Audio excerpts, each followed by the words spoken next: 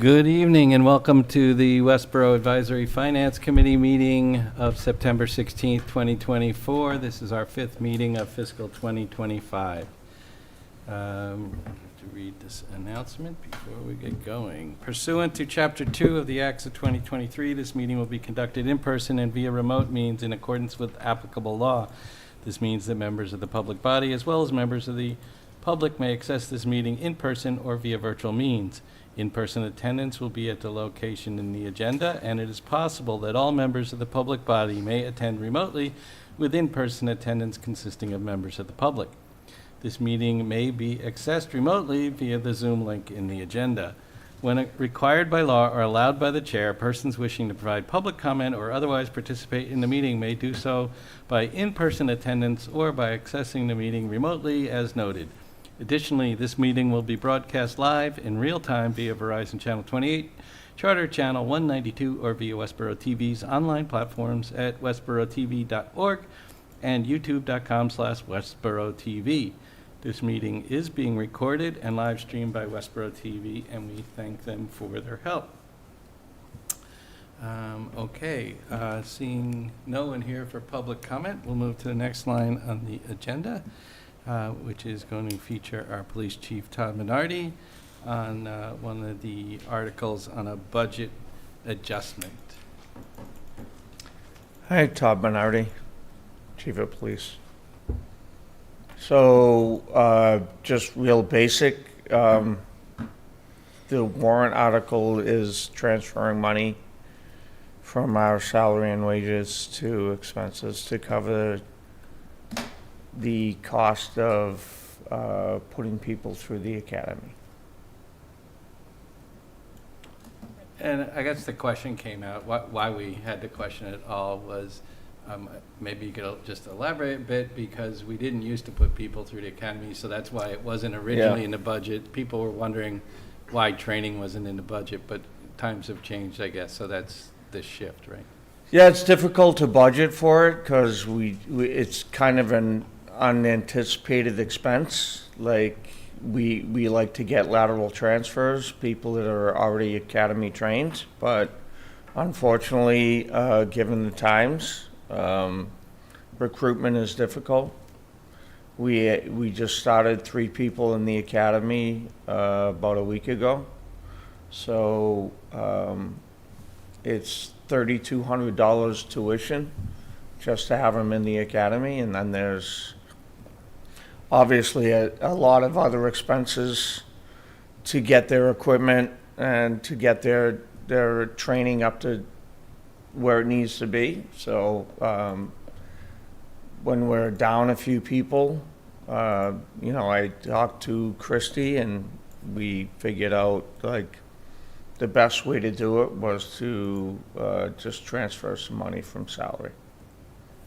Right, and a town manager will speak to this on Thursday when she comes on the other articles, but it's an approach she's trying to take where, because we didn't have the employees, there is money in a budget already, rather than trying to increase the expense budget by transferring it out. You keep the total sort of neutral. And I think she wants to speak to that when she's here Thursday on the other two as well.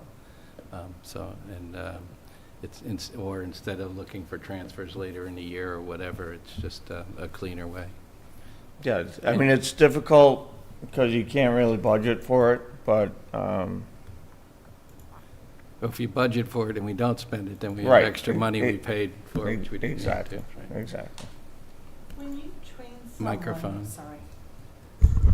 When you choose to train someone, do they make a commitment to Westborough to stay for a certain period of time? We do not have any type of contractual agreement with any new hires at this point. All right. Andrew? Good evening, Chief. 2 questions. The first, does this movement of this money, because it's so hard to budget for going forward, would we expect that in years coming that this money would then be added to the budget, or is this the kind of thing that we just look at this as a one-time hit? So again, it's kind of a one-time situation right now. We're down a few people. We've had a couple people leave. So that's why there's a salary savings, Okay. right? So we're not paying Top dollar. a number of people that are not on our payroll right now, so that's why we're transferring the money back to expenses. It's difficult to say that, in the future, we still have an opening right now. We're gonna be doing interviews, next week. Hopefully, it's a lateral transfer. I don't know. So, like, we might literally be putting more people in the academy in the future. So it's a difficult position to be in. One other question, how often does the academy run? Like, so how often do you have this So there's a opportunity? number of different academies throughout the state. They run on about a 6-month cycle. If I may, the second question I was going to ask is, I think that we have become very comfortable and used to hearing about capital equipment taking a really long time. Could Yeah. you add some more color to what you mean by it's taking, or it's getting harder to hire people, or it's taking longer? Maybe some counts of open positions versus the time it takes to fill them? So recruitment and retainment is definitely an issue. It's not just locally, it's nationally. Like, we're seeing this across, like, the globe. It's an issue.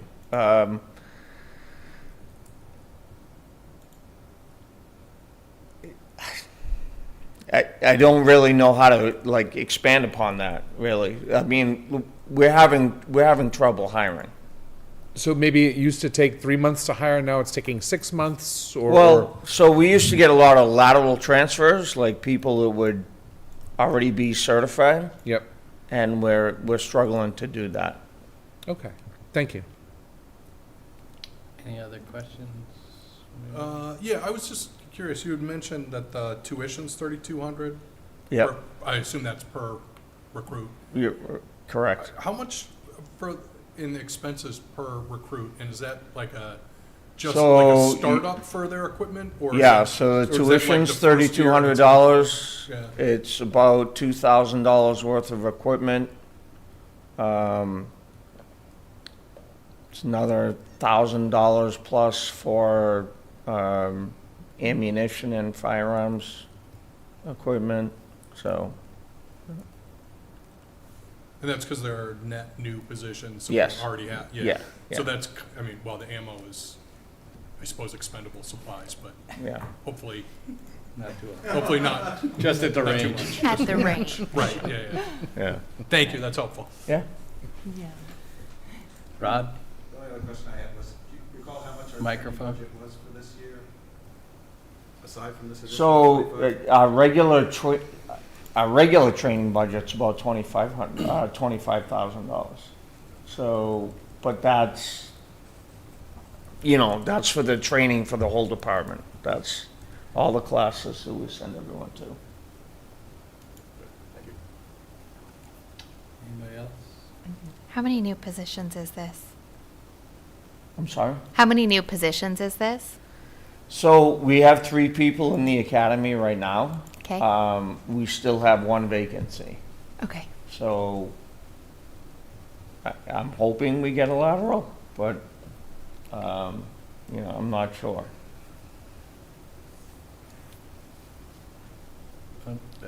Are our salaries in line with our neighboring communities? We're in contract negotiations currently. Is that part of your hiring problem, do you think? You can't comment? The There's face says it. salary negotiations currently. Yeah, so Okay. both of our bargaining units we just actually met within the past week. So we're starting that process of negotiating a new contract, and yeah, retainment is an issue. All right, Yeah. and then I'm going to ask, do you feel like the data dashboard that we have is adequate, or are you in favor of changing it? I'll leave that up to the town manager. Okay. It's just, we've been getting a lot of pushback on the data dashboard. Yeah, so honestly, I didn't pick the dashboard. You didn't pick the dashboard. I don't, Select board. Yeah, It's, I think it dates back to Henry Dana's time, actually. No, I was on the AFC when the data dashboard was created. Yeah, So like that 10 means it's years within the ago. last 12 years. That's what I'm saying. Forever. So Yeah. she did Anyway. pick it. Anybody else? Any other questions? Not, thank you very much for All your right, time. thank you, I think we'll guys. probably vote this along with the other two at, after we hear from Christie next week. Thank you, Chief. Thank you. Thank you Thanks, for your Chief. time. Thanks, Chief. Okay. Next, we have Jenny Gingras, our planning director here. There are 2 articles on zoning bylaws, and we're going to be experts on them in just a short bit. You are. I tried to customize the slides a little bit so I don't bore you too much with zoning talk. If we're zoning out, you mean? You might Couldn't zone out. resist. Okay. So I have a presentation. Can you see the screen on, sometimes it takes a minute to Not yet. show up. Not yet. Sometimes the thing isn't set for the right input or something, too. Nice. I guess screw things up. Yeah, they might need to put it up on Allow the you to- screen. Hmm? Allow you to share your screen? Yeah. Yeah. Something changed. Yeah, he just changed the input. Oh, good.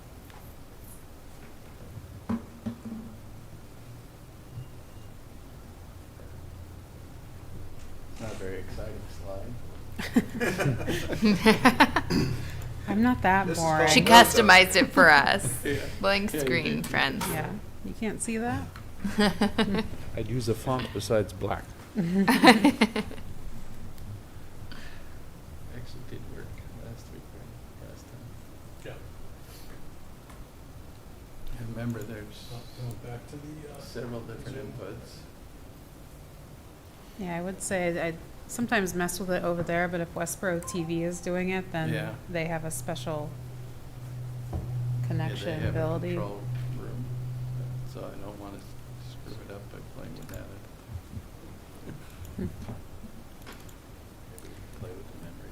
Well, I can say while we're waiting, just following up to, oh, Not actually seeing any input on my system. you're definitely plugged in there though, right? oh, maybe it was my error. There you go.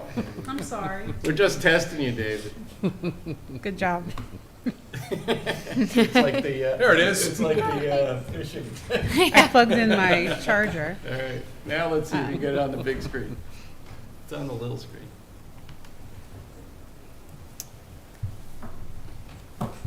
So I was saying, just to follow up with the questions to the police chief, I would encourage you to also review our downtown plan that was done recently, which analyzed a lot of the market demographics in Westborough and the employment trends.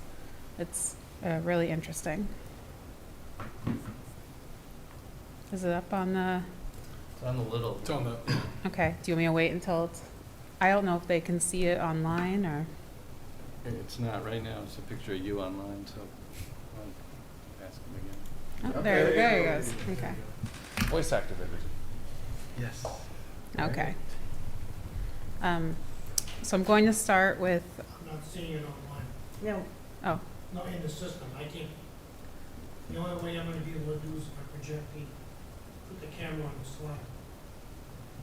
Okay, that's fine. Right, How that's bad? what I'm gonna do. it is here. You can do that. Could it be because of the button you pushed? We don't know. I didn't push any buttons. Oh, I thought you did. I No, thought- I just went to, tell I me. can also provide the slides later on after the meeting. It'd be And- helpful for our board secretary to include them if you Sure. can email to me. Yeah, but of course. That So we for the got. record, Looks I'm Jenny Gingras. I'm the Director of Planning. And I am going to start off with the first of two zoning articles, which is Article 16 right now for inclusionary zoning. So I'm sure you all are familiar with this, but I just wanted to take a minute and describe what inclusionary zoning is. So it's something that's a local initiative in the bylaw that requires a portion of housing units in new development to be reserved for affordable housing. So an example would be currently we have a 20% affordability requirement. So development of 20 units would have to provide 4 units of dedicated affordable housing and then 16 market rate units. The affordability is defined as a percentage of the area median income for the area. We are in Worcester County. And then the HUD, the Housing and Urban Development, sets those limits, and I'll provide that information on the next slide. And I was looking into it a little bit about who really qualifies for affordable housing, and after doing our recent housing production plan and our downtown plan, which analyzed a lot of the demographics, I found that many of our town staff, including police officers, firefighters, teachers, and then other administrative staff, actually qualify for what is designated as affordable housing. And then what is an affordable unit? We see something as affordable if your rent is less than or equal to 30% of your income, or your mortgage payment is less than or equal to 30%. So you can see here, these are the HUD income limits for Worcester County. The median family income is $147,400, and then it breaks it down by household size. So you can see here that a 4-person household, the 80% of the area median income, or AMI as I'll start calling it, is $97,800. So someone that would qualify for an affordable unit right now, which we require up to 80% area median income, could not make any more or have that income than the $97,800.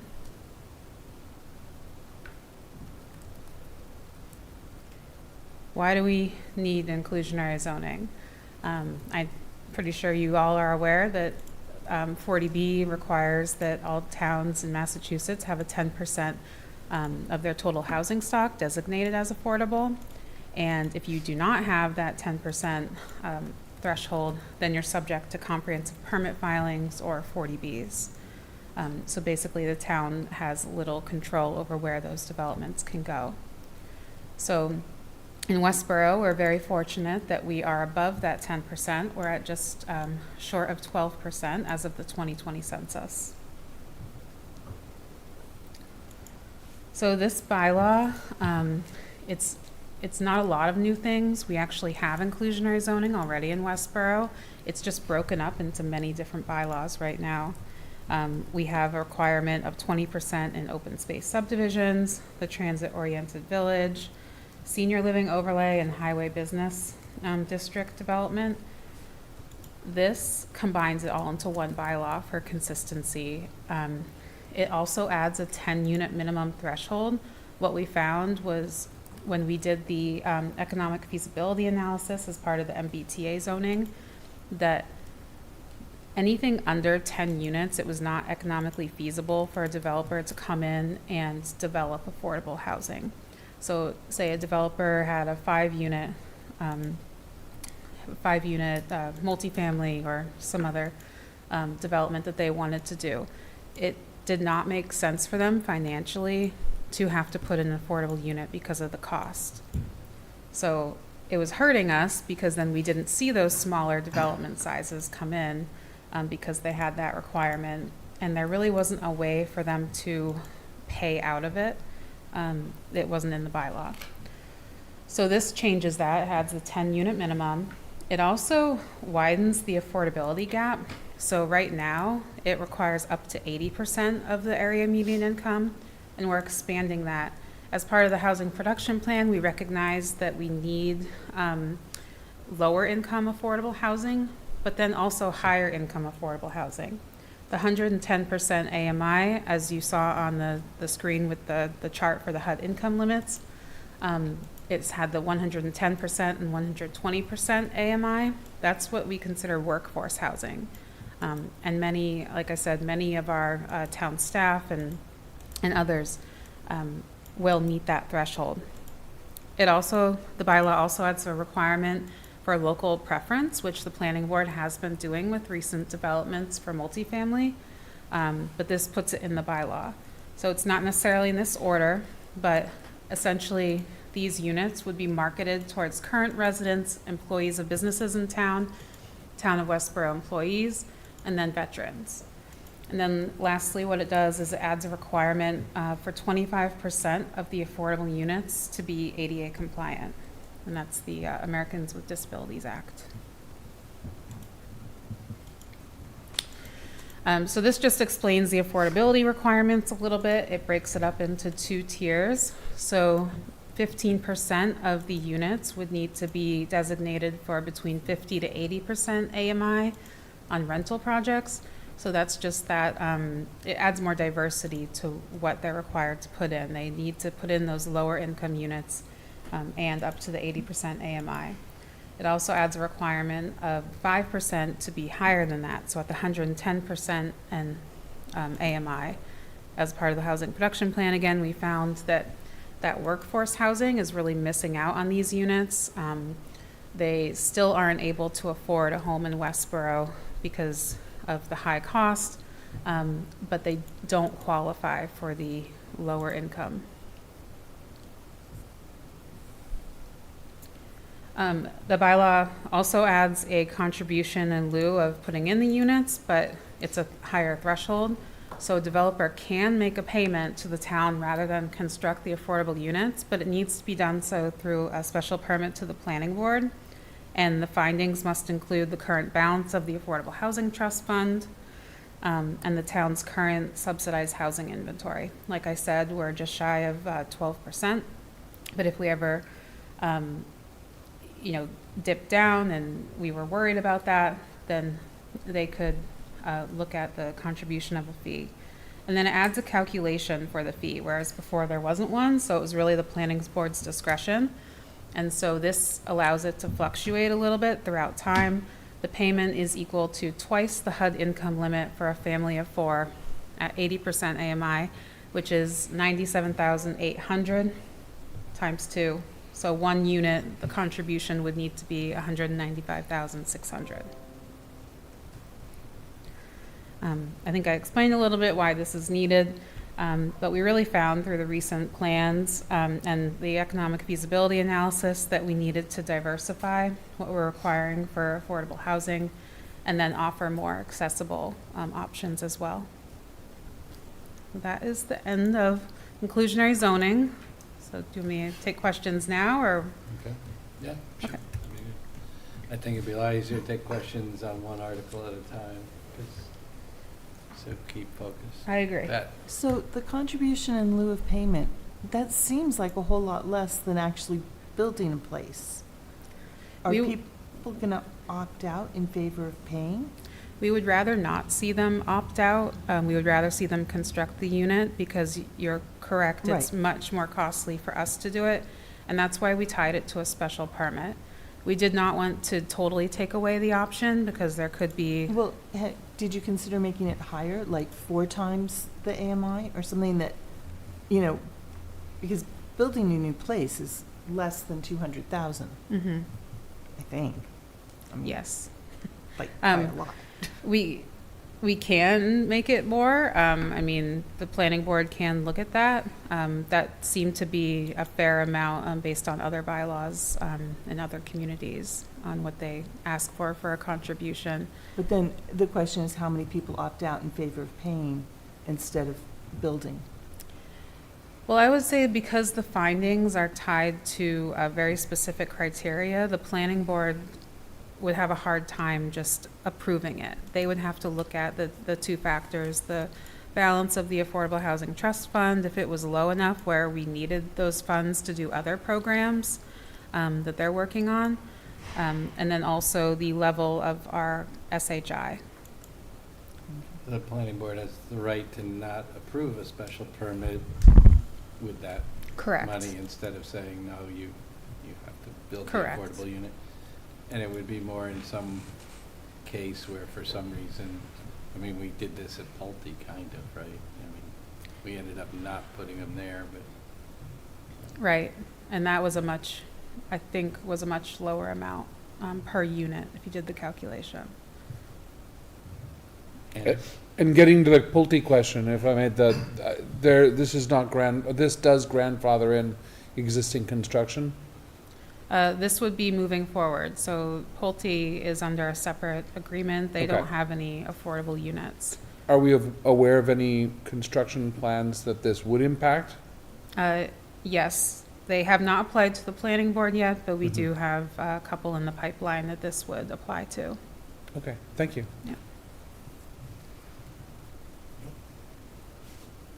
Rod, get So- close to the mic, please. Yep, thank you. So, let me start by saying I'm in favor of affordable housing. Let me say, I'm not sure this is the way to get there. Way to get there, in my opinion, is to make it easier for developers to build housing, and I think this makes it more difficult. And if we have more housing in town, then it won't be as exclusive and the price itself would go down, would be my argument. I think dropping the limit to 10 units is going to take away from a lot of the smaller developers who don't have the ability to, or doing these projects on a shoestring, and I would be in favor of leading, what is it now, 20 or 25 and just in certain areas? It's a 20% affordability requirement, but there is no minimum. So someone could come in and construct a 9-unit multifamily right now. They just would not have that affordability requirement Right. because it's not But economically feasible. where does it start now, at 20 instead of 10? For the percentage, it's 0. So if you wouldn't built- have to pay one till you get to 5. Right. Right, so now if you were to build 10, you'd have to have 2. Right. Or 9, you'd have to have 1 or 2. Would you round up or rounds down? down. It 1. rounds down. So now if you built a 9-unit, you'd have to have 1. And this is changing it so that if you built 9 units, you would not have to have 1. But I thought the current bylaw started at 20 units, not, No, it does not have a minimum. The Oh, only okay. place that it does is in the subdivision area, and it's 5.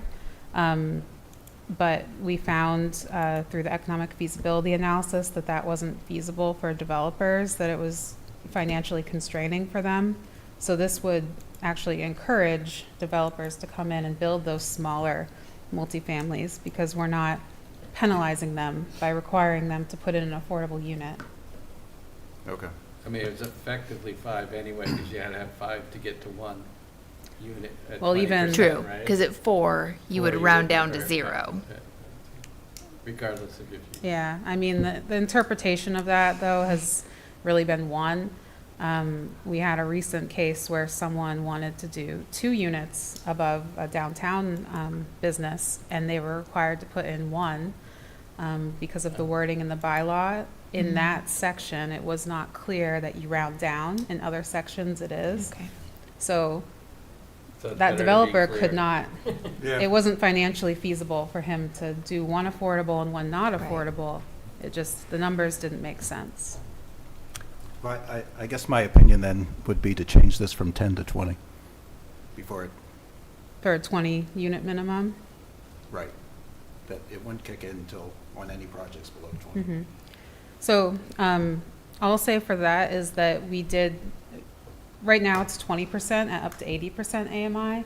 And we have been talking to a few developers with the trust, and we decided to break it down to 15% up to 80% AMI. But then that extra 5% could be above that to allow for the developer to gain more profit, because I think what you're thinking is it's still financially not feasible for them, which it could be, but that leaving that 5% to be above that 80% AMI, the math for them worked out that they were not losing the money, that they could financially do that.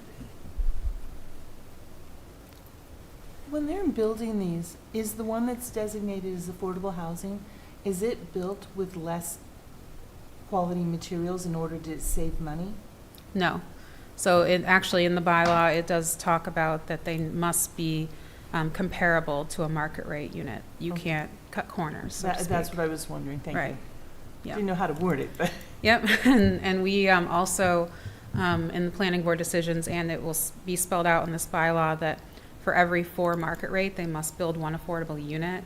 They have to space them out, and in terms of bedrooms also, they have to have it so that there's a mixture of affordable 2 bedrooms and affordable 1 bedrooms. It's not just all in one bucket.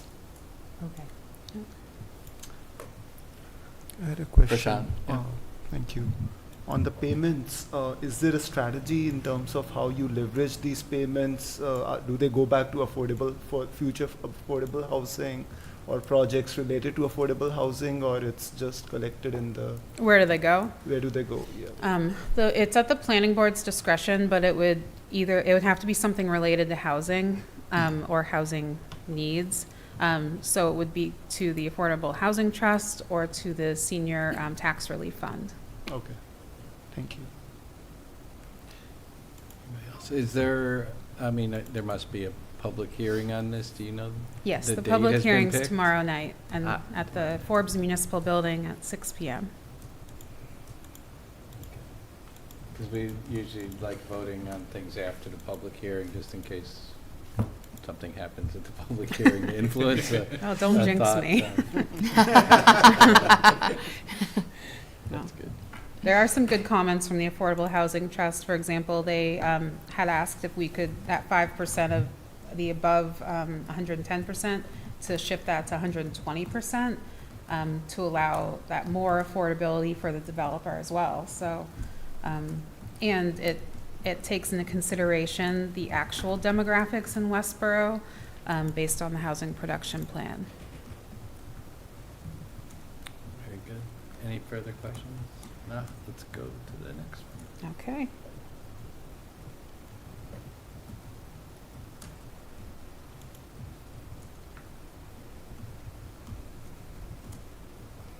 Do you see it on the screen? Nope, Not not yet. yet.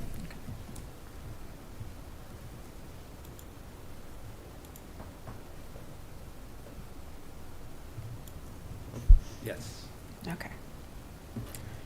There it is. So this is the second zoning article. It's Article 17 right now. It's to replace the existing Section 6.2 and rename it to Highway Business District Development.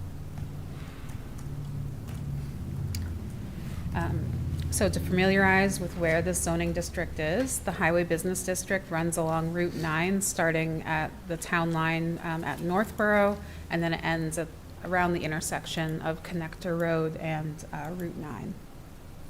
And it's highlighted in this orange color here.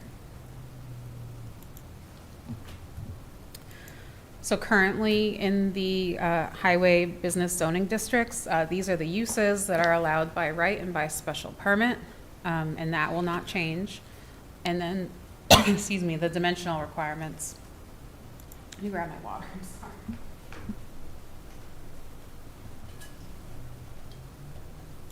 And then the dimensional requirements also for that zoning district, which will not change. Those will still be the underlying requirements. But one thing I'll talk about a little bit, or a lot more, is the open space requirement, which right now in the highway zoning district is 60%. Comparing to our dashboard communities, we're very high. So that puts us at not very good competition-wise with these other towns for attracting businesses that would come in a similar zoning district. So these were comparing similar zoning districts to Westborough. So you can see that they range from no requirement all the way up to 40% is the highest for another town. In Westborough, we're at 60%. So the current bylaw only applies to multifamily development in the highway business zoning district. So under the current bylaw, a multifamily coming in needs a special permit from the planning board. And through that special permit, the applicant can request a waiver to dimensional requirements, parking requirements, and signage. That includes open space. So someone right now, a developer coming in, we had someone come in, for example, at 18 Lyman Street. They didn't request any waivers, but they could have to some of the dimensional requirements. The revised bylaw would allow for this flexibility for all types of developments through a special permit, so it expands it to all those uses that you saw on the previous slide. It also will allow for height and setback flexibility to accommodate sustainable features such as solar, energy storage, and heat pump equipment, whereas we don't allow that flexibility right now. It also adds parking requirements to accommodate bicycle parking. I'm sure you all have heard about the B-Walt, which runs adjacent to Route 9. So we're adding in those requirements to allow for more pedestrian connectivity and accommodate for those bicyclists. And then the big thing that I'll talk about is it adds an option for an open space reduction in exchange for other public benefits. The current bylaw, which is just for multifamily, it just gives the planning board the ability to give that waiver for dimensional parking and sign requirements. It doesn't really offer what we're exchanging it for. So this is going to spell it out. So the developer, through a special permit, can obtain an open space reduction for public benefits through a special permit, like I said, and they have different options for doing that. They can donate undeveloped land to the town, they can implement sustainable design, or they can contribute a fee, or a combination. The exchange is calculated through a point system, so they can never go lower than 30% of an open space requirement, so they could never get to 0. 30% is the lowest they could go. And then they can earn up to 12 points, which I'll explain on a later slide. And they can use multiple items. They could do a sustainable design, they could contribute a fee, and they could donate a portion of land. And then the regulations for this point system will be in the planning board rules and regulations, so that should things fluctuate, such as the sustainable design elements, we don't need to go back to town meeting if something's not relevant anymore. It would go through a planning board public hearing process instead.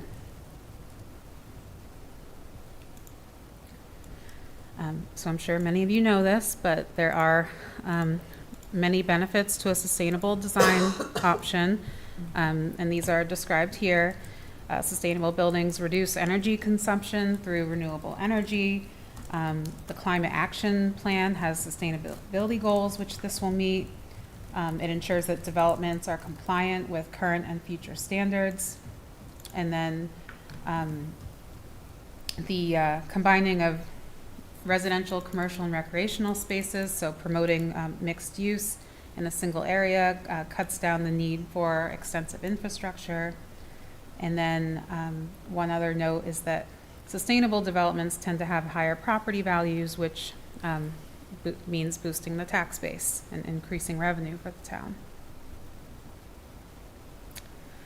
So a developer can come in and get points, like I said, through sustainable design option, which is really what we want to see. And there's different options here. So for example, if they do LEED certification, they would get a maximum of 12 points if it's a LEED Platinum certification. 8 would be for LEED Gold, and 4 would be for LEED Silver. For the HERS rating, there's already a requirement in the building code for it to be a specific rating. But if the building can achieve a rating that is 10% lower than that's specified by the energy code, they would be eligible for points. And then there's different ones here. These are all described in the draft regulations, which these would go through the planning board process of being approved and don't necessarily have to go through town meeting. The developer can also contribute land or contribute to a green revenue account. And that land, there's a calculation that we included in there, and it has to be transferred to the town of Westborough or a nonprofit organization that specializes in conserving open spaces, such as the Land Trust. And then they can also contribute to a green revenue account, which would be used to fund projects related to environmental conservation, sustainability, et cetera. This is my last slide, but why do we need to allow for zoning flexibility? The current open space requirements in the highway business district have not really given us the desired results or benefits of open space. We see a lot of car dealerships, as I'm sure you see driving down Route 9, and how they make up for the open space requirement is they add a lot of grass medians in their parking lot. So they get their open space requirement that way, which isn't really beneficial to us. The current requirements lock an applicant into a specific design instead of allowing for a creative design with multiple uses. So this, again, makes us more competitive to other towns on attracting a business to come here. And it's a win-win for municipalities and developers. We can negotiate with them to get things that we want in exchange for something that they want. And of course, it's a recommendation in the master plan that this checks multiple boxes. We want to highlight Route 9 as business friendly, and we want to promote sustainability in new development. Thank you. All right. So, over here, maybe this time? Rod, any questions? No, I think the flexibility is good.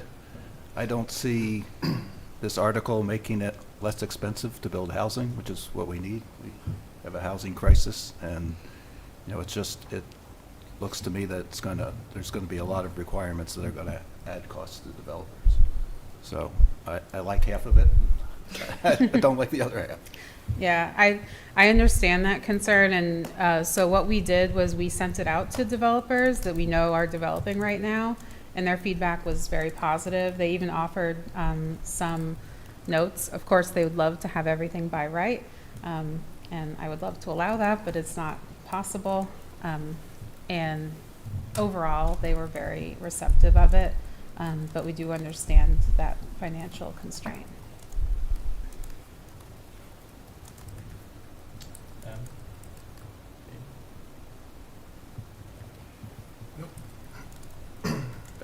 How does this play with the stormwater drainage plans that we recently put in place? So the stormwater bylaw has specific requirements that would still be in place. There are options in this bylaw for a developer to essentially go above and beyond what's required, and they could gain points that way.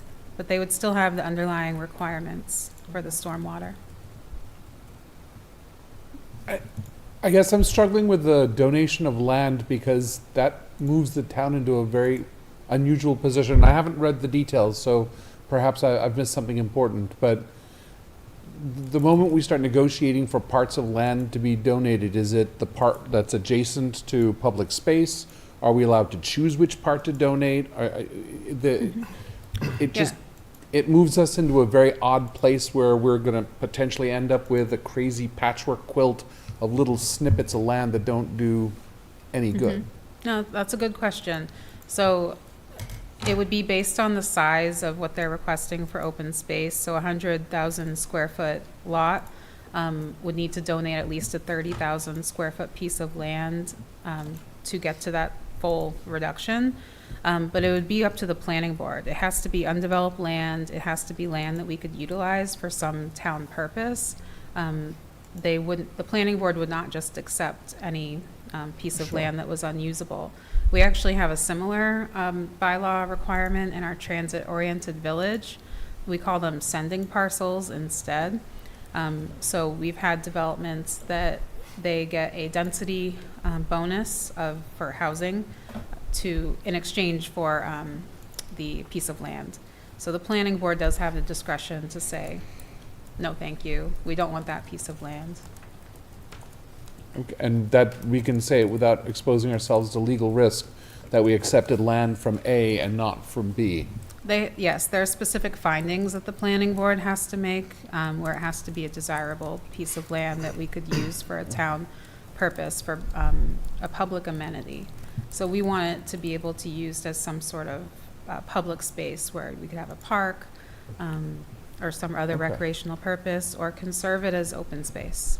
Okay, thank you. You're welcome. And with regards to the spaces, we've talked a little bit about commercial, and I know this is mostly in the business area, but there are some residential spaces here. does this expose us to the potential of increasing, like, if currently the limit is 40% of the property out of, 60% open, we'd be potentially increasing by 50% the density of some of the housing for people on that space? Well, no. So right now, under the, if you're talking about multifamily specifically, Yep. right now, someone can apply for a special permit for a multifamily and ask for that reduction of open space. And there's actually no minimum Okay. currently in the bylaw. We haven't seen an issue with it yet. We've had a couple developments come in that zoning district recently, and no one has had an issue with sticking to that open space requirement. Okay, thank you. Actually, I have a question. So, maybe actually two questions. So, what type of development are we trying to drive through this change?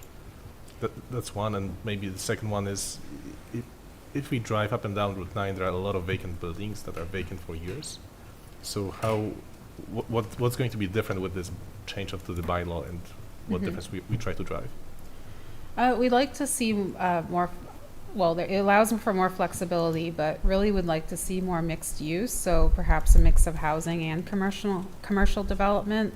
That brings in the most tax revenue for the town through mixed use developments compared to just commercial or just residential. And more creative designs. Like I said, most of what we see are car dealerships, and we have a lot of office parks. So I don't think we want to continue seeing multiple car dealerships. I don't want to say that we don't want their business, but we want to see more diversity in the types of uses that are along that corridor. And then your second question was about the vacancies, I think. Yeah. So just an observation. If as you drive along Route 9, there's an old Sanofi building, or where Sanofi used to be. BJ's just vacated the building. There's a building that's vacant on intersection with 495. Those are big office buildings. Yeah. At the same time, we had Olympus build a brand new building on Route 9. So how are we going to address that, and what difference are we going to drive with this bylaw encouraging more development along Route 9 while we have those vacant buildings already there? So a lot of those vacant buildings were under the existing bylaw, which requires the 60% open space. And what we hear from developers coming in, so a developer will call and say, I want to open up a whatever type of development on Route 9, what are the requirements? A lot of times when they hear that their open space requirement is 60%, I don't hear from them again, because we're not competitive compared to other towns. They're not able to have the flexibility that they need for their type of development because of that high open space percentage. So we lose out on a lot of that. And that could be why we see the vacancies. Office space also is tricky right now. The market is just not great for office space. After COVID-19 and 2020, we really saw a decline in that. There is a plan for the one property, I thought, that Which property is that? for where BJ's was. On Research Drive? Yeah. Yeah, Isn't that, I mean, I thought the owner was planning on redeveloping that, or is that? not the I plan? believe that they had a decision a few years ago from the planning board, but we haven't seen any movement on it. Yeah, unfortunately, I think it was life science, and that market is Slow down. nowhere to be found right now. Right. Got it. Okay. Any other questions on that? No. There was one other article that we just wanted to touch base with you, and Yeah. I've talked to Christy a little bit about it, and I think she wants to work with you on it. But on the B-Wall, the group here kind of felt that it would be good to be able to eliminate the word eminent domain from it. It generally causes problems at town meeting and also just makes people uncomfortable. And if there was no chance of it being that, it might make a better article. Yep, so I do have an explanation why we had it in there. I know at last town meeting, we had modified the article on the floor to remove that. Town council has advised us that we should keep that option, and it's the reason is, and it's a little complicated, but I'll do my best to explain it, is because if we have an easement, just an easement on land that has a mortgage holder, then we need that mortgage holder's, or I'm sorry, not the mortgage holder, the lender's permission on the easement. If the property ever forecloses, it would put us at risk for losing that easement because we don't have it by eminent domain. We are not planning on having any expenditures for these easements or potential takings. We're trying to acquire these all through gifts, and we have already acquired a lot of them by gifts. But the process for us to go through to have a lender sign off on an easement is almost impossible according to town council, so it can really put us at a risk. That was the explanation. We are dealing with it right now on the Otis Street project. Those went through town meeting. We struck the word eminent domain. We are getting the easements from those property owners, but town council had advised that it puts us at risk if the properties that hold a mortgage ever go into foreclosure. We would risk losing that easement. So that's the explanation. I hope I explained it well. I know it sounds scary, but I don't know a better way to word it. It's permanent. It's a permanent easement, but it would be a taking.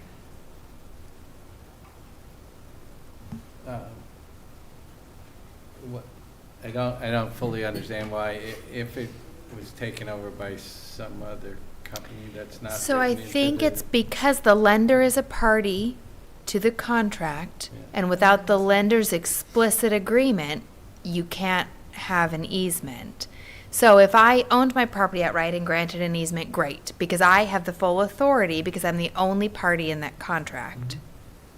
We could defer to the attorney if I'm just making stuff up. But my limited business law tells me that the lender has to be a contract to that part, or has to be a party to that contract. And so if the lender's not, so if one of these were to default, the lender didn't agree to the easement rolls back. If I agree to it without a lender and I sell my property, then I assume that's a deed restriction that's passed on to whoever purchases it, and the lender at that point is going to accept it. So it's only an issue if they default on the I'm a little loan. surprised this doesn't have to get written into the deed and that the lender would have to agree to that now. I think it would be a deed restriction, right? Like if you sold Yes. On the second person. Right, so Who when bought it, no right, lender. when I sell it, there would be a deed No, not selling restriction. it. The fact, I would think this would have to be registered somewhere. Well, so if I have a mortgage, okay, I'm essentially gifting something I don't own, which is what she's saying. If I then default on my mortgage, But it would have to go into, I would think it would have to go. So a Right. lender The town can, council obviously feels Yeah. differently. town I'm council not an expert. felt very strongly about this. Right. We can get lender sign off on easements. It's not impossible, but it's highly improbable because of the movement of mortgages and getting a hold of a lender on an existing mortgage. We do have a case right now on a parcel on Milk Street where we are getting a easement for the B-wall, but they're closing on the property. So in that closing, the lender is signing off on the easement, that they're Okay. aware of it as part of the closing. But to go backwards, It's town hard. council advised it's almost impossible to be able to get the lender to sign off now, not at a closing. So there was a reason not just using boilerplate, which was one of our questions too. Was it Yes. just because there's always one of three ways of getting property, so we throw all three into the article, but there's actually a reason why you might want to include it. There is, Yes. and if Just we a- had to take it by eminent domain and there was an expenditure, that would have to go back to town meeting anyway to spend the funds, because we may have to pay for that. We'd have to do an appraisal, things like that. But we're attempting to get these all by gift, and, work through the lender process. Okay. Is Anybody? it Can I just- make a comment that might be for when you talk to Christie to help sort this out, Walter? Yeah, sure, go ahead, John. Okay, yeah, I just wanted to say that the question that comes to mind is that typically the article is written that it allows all those means of acquiring, whether it's purchase, gift, eminent domain. But my recollection is that typically the actual motion made does not include them all. And so I'd be curious to know if town council is now saying that they're going to ask that the motion is going to include all three, because it changes the quantum of vote, and also eminent domain usually has a cost associated with it, and so it would complicate things to allow a taking by eminent domain without necessarily a cost. And so it might be worth mentioning to Christie on Thursday to get some clarification about whether they would like to leave it in the article so it's available at the last minute, and if that means they expect it to be in the motion. Because to me, it doesn't matter what's in the article, it matters what's in the motion in terms of quantum to vote. So that might be a way to sort of understand whether town council wants it in the article just so all options are open up till the time they make a specific motion, or if they're expecting the actual motion to include eminent domain. I can also talk to town council about that. Yeah, please do. Excellent.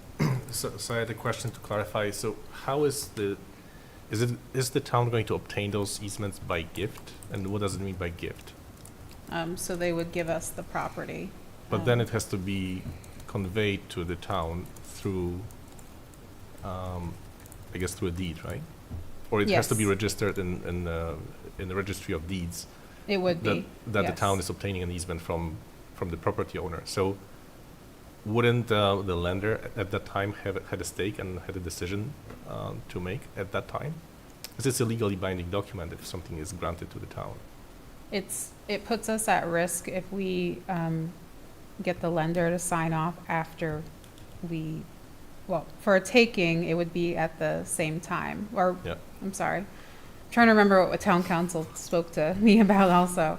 A taking, we don't need to get the lender's sign off. An easement, we do. So an easement, we would need the lender to sign off on it, or we would be at risk. So right now with, for example, the Otis Street project that we're going through, the improvements at the intersection, those went through last town meeting in March, and we struck the eminent domain option out of it, or I think the purchase also. So we're trying to obtain permanent and temporary easements, but we need those in time for the construction to start in summer. And we are not finding lenders reaching back out to us to sign off on those easements. So what town council said was that we can get the property owner to sign off on the easement, but then we have to go after the lender to get them to sign off on it after the fact. That puts us at risk. If the mortgage was foreclosed on, we may lose that easement. Okay, thank you. It's very complicated, and I'm not Yeah. an attorney, You're right. but that was No, town that's council's advice. Good explanation. Okay. So next I will just ask people, what's your feeling on I think on the easements, we can wait a little while, find out more. On the other two articles, you want to wait, you want to digest this stuff, there's a lot of stuff. Well, I think, We'll vote at a as you future pointed time, or out- do you want to have your discussion now while we have the expert here? well, I think as you pointed out, we should wait till after the public hearing. It's generally our plan, but I'm just Right. asking because I don't make unilateral decisions for you all. But vote another night. What another night. Okay. Any other questions for Jenny? Yeah, just, Get them in now. has the Economic Development Committee voted on these two articles? I did give a presentation at the last meeting on the highway business zoning district, so they are putting together a letter in support of it. And Who else did I talk to? No, that's it for now. Awesome. Seeing no more questions, thank you very much for your time. Thank Appreciate you. you spending all this time with us. Of course. We might call you back for a question or something. That's but okay. Hopefully, I don't you mind. can do some of it remote, maybe. If you had to. There was a specific. I'm sure she didn't have anywhere she'd rather spend her Monday Well, night than with all there's of not us. much more exciting than AFC meetings, I know, on a Monday nights. good prep for planning board tomorrow night. There you go. Well, thank you very much, Jenny. Okay, so, other special town meeting article things to sort of discuss is, version 3 of the warrant came out today. There's a TIF article added at the end, number 18. And we have certainly now said that the Golf Club Municipal Building Committee will bring an article. So we'll have to throw that into the schedule once that's kind of known. I suspect that's going to be on the later side of things. And the other thing that happened is with the community preservation budget, that there are numbers in it now. These are really the statutory allocations. They're not actually giving the money out to anyone at this point. They have to finish making their process. And then at ATM, is my expectation was that if they so recommend, they would come to town meeting with an actual, use of it. But what's in the warrant 3 right now is taking 10% and putting it in the 3 buckets. It's got to be future allocated for, and 5% for administrative fees, and the rest on the side. So I think they're just sort of transferring the funds and establishing the overall budget. So Christie can speak to that next week. I don't now anticipate needing the CPC here because they're not actually making a recommendation of, we really think we should fund, a splash pad at the, just to get that going again. There's not a specific, there's no money going out at this point, other than the administrative, which I think Christie could speak to. And I think that was the majority of the changes unless I'm thinking. Community center building. Oh, yeah. The community center one has been updated to reflect that the funds are for design. Oh, for Design design, only, yes, yeah. okay. But I kind of felt that that's what it had to be. Yeah, it anyway, just but wasn't yeah, now really it's clear formalized. in We're not the, surprised. but Yeah, no, that was it's a change. formalized, yes, very good. That's a great point. Okay, so all this means is that we have a busy bunch of, several weeks ahead. Thursday, we're gonna hopefully cover a bunch of them with Christie and John. And then Chris Payant will be here on the following Monday, so that covers a bunch. We'll have to figure out when we can learn about the golf club once they know more. Rod, you guys are how So far the- away from meeting again, or? So the next meeting is, whatever that Thursday is, I think it's the 26th, and we'll have the design fees at those meetings. That'll be Okay. the trigger, I think. So maybe September 30th or October 3rd might be possible to come to our meeting, because we don't have a, 26th, we're all at the budget yeah. meeting, so we won't have a meeting on the 26th, but, okay, very good. The TIF one, is that going to be Christie? I don't know, because it just came out, but probably. I figured, but, It says select board, so her or John could talk to Okay. it, if that makes sense. It's so fresh that right. we don't even have numbers or Right. things, so. Do you know, and I mean, I'm going to ask this obviously next time, but do we have any data on past TIFs and if they actually, saved, long-term generated income for the town? In I terms don't of. have data, but Right. I will tell you that in my experience, the most important reason for giving the TIF is not the town saving that incremental amount of taxes on people is that it qualifies the business for state funding. Okay, And if the town doesn't support a TIF, they don't qualify. I, just on my own company Okay. that I work through in the town of Oxford, that happened.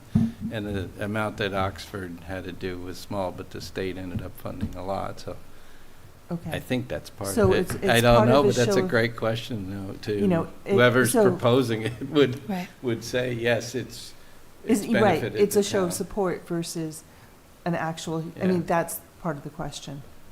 You know, because we've been giving TIFs and we've always been very, you know, just agree. I mean, I feel like that's what I've been told in the past. I don't think we've done very many of them, at least not in Well, the 3 I or mean, 4 I think- years I've been involved. I don't recall Okay, any. 12 years ago. Sorry. Yeah. I think from a property tax perspective, it would be really easy to quantify the expense versus savings in a TIF, right? You would look at however many years you provided, however many dollars in relief versus what that would have been in terms of assessed cost. Yeah, but it's only on the increment. But that would value. only, well, right, and that would only be the tax portion, right? But you could see what the difference is between land and building, right? Because you break that out in the assessment, you could see what it is. But I think it's a What fair you question. wouldn't be able to as easily quantify, right, is the other revenue generated by that business. But the property tax portion would be pretty easy math. I assume if we really needed that information, John could help us gather that if we wanted to look at historical TIFs. I would be curious to see how many we've done or how frequently we've done them in the past for sure. Yeah, even just seeing a list of them would be Yeah. interesting. Like Olympus was the last one I remember, like, and that was about 4 or 5 years ago. But Yeah. like, ultimately, the discussion of the raw number isn't the value add. It's the delta of what we would have had otherwise, and there's no way to quantify the otherwise. Like, I guess. I mean, you could calculate the foregone revenue, right? So you know that had we taxed the building at 100% from the day it was built, the assessed value in year one would have been, because you still are going to calculate the assessed value, right? So you know what it is, and then you don't charge the taxes. So you could figure out what that year's tax rate was Sure. by that year's assessed value and figure out the foregone revenue. What you can't figure out is the other economic impact, or sort of to your point, if something else was built there. I Yeah. don't know, right? So if we had a TIF on a warehouse and instead we'd have had an apartment complex, certainly the tax revenue would have been dramatically different. Or if we didn't have the TIF, the company went away and it sat vacant for another 6 months. I mean, Right, there's true. so many variables that you. Right. So you could look at And, what it would be for this particular building the way it was built. But you're right, there's so many other This what sounds ifs if more like we had an not done it. expansion, not a empty property. Right. thing. So, anyway, And usually it's tied to employment. You're saying Right. it's gonna Right. create so many 20 Well, and so this one employees. looks like it's 20 jobs, and they're still, if I read it correctly, and I could be wrong, it looks like they're still gonna pay the tax rate on the undeveloped property. So, you pay they're already there. They keep paying the taxes Right. on what they have. You don't pay, but now they put an addition on the property's worth. right. And that's 20 how I million read more. this They one, don't- right? They're They not gonna don't pay. that for a few years or it descends slowly or something on the extra, but they still pay their. Right. And that's how I read this Yeah. one. And so to Andrew's point, and I mean, in theory, if it were a do or don't do based on receiving the TIF, if it was a don't do, we weren't going to get any more anyway, because they're still paying the property as is rate, and if they didn't do their expansion because there was, right, so there are more variables that go Right. into it than, Because but they I would be can, curious to like see you said, just, leave town, now you have vacant property, which has less value than, right. right, whatever. Anyway, I will ask Christie about that to give us a little bit of info at this one, and maybe we get more later on when it's more finalized, but it's really interesting. Yeah, if there could be a history of what ones have we done, Yeah. where do they stand now? It's always good to look back Right. a little bit. Excellent. Anybody else on anything on warrant-wise? Okay. I'm feeling for budget, we might, unless there's somebody has something burning in their pocket, we could wait till John and Christie are here next, on Thursday. And hearing none, how about liaison reports? Anybody?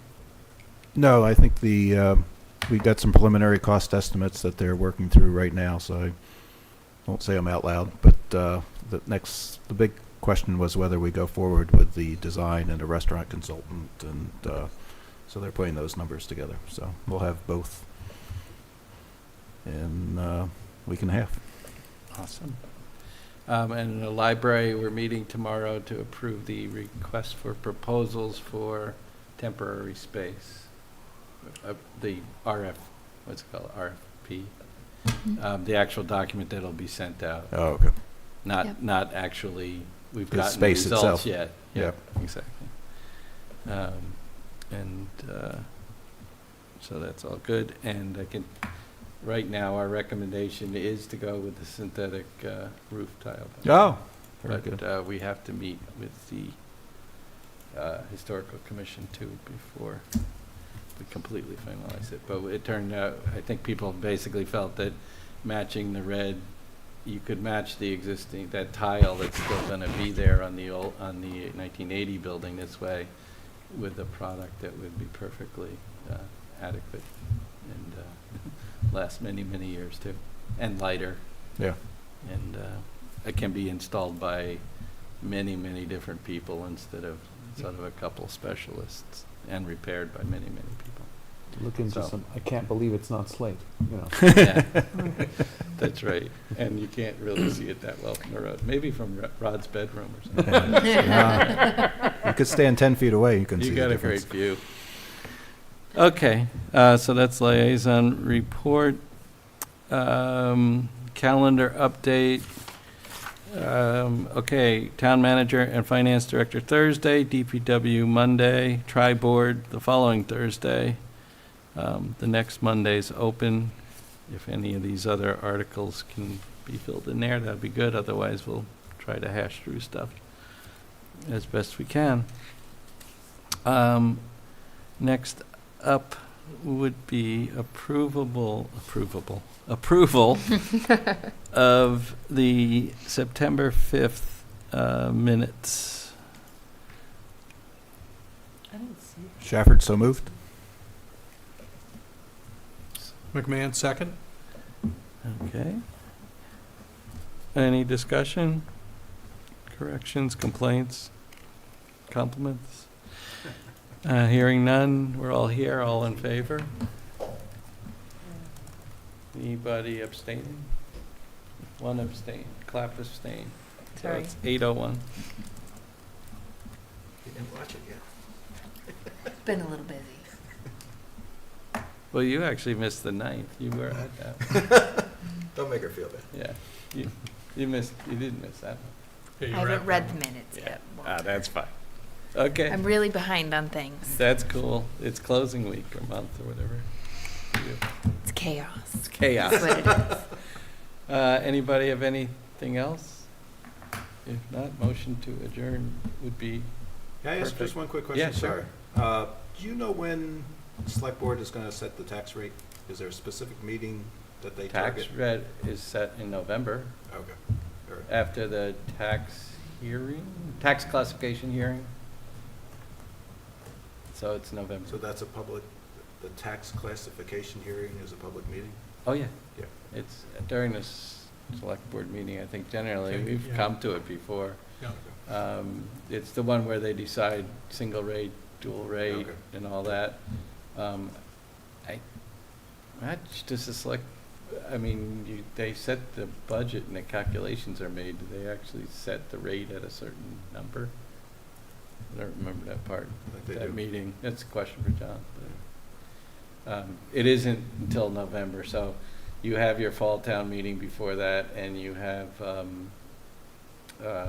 probably better revenue estimates by then too, because you're now 5 months into your cycle instead of if you tried to set it, last spring or something. And it really has to be set for July 1, right? For this past July? No, but I mean, whatever we set the tax at in, oh, no, No, it would be this set for it would be January, so the they January collect payment. it. Yeah, so they have to do Yeah. it in November. Yeah, it's still the Yeah. second half of this year, correct. Right. So that's when it's set. Okay. Any other Shafford, questions? motion to adjourn. All right. Bradley, second? All in favor? We are adjourned. Thank you, Westborough TV.